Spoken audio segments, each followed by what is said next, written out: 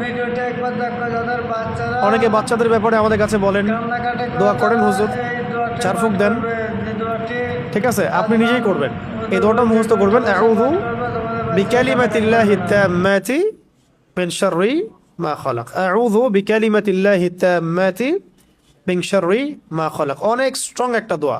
সকালে 3 বার পড়তে পারেন, সন্ধ্যায় 3 বার পড়তে পারেন, এছাড়াও যখন ইচ্ছা তখন পড়তে পারেন।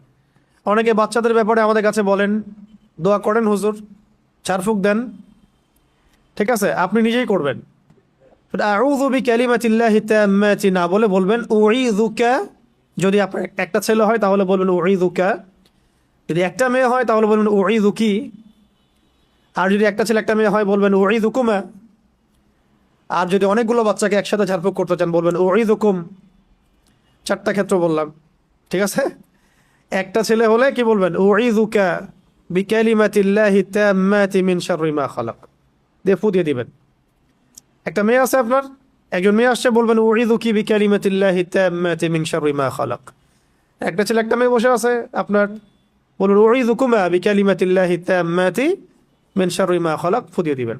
ইমাম হাসান এবং হুসাইন রাদিয়াল্লাহু আনহুমা, তারা নবী সাল্লাল্লাহু আলাইহি ওয়াসাল্লামের কাছে আসতেন, খেলাধুলা করতেন, ঘাড়ে উঠতেন, পায়ে বসতেন, কোলে বসতেন, তিনি আদর করে বলতেন উঈযুকুমা বিকালিমাতিল্লাহি তাম্মাতি মিন শাররি মা খালাক, ফু দিয়ে দিতেন।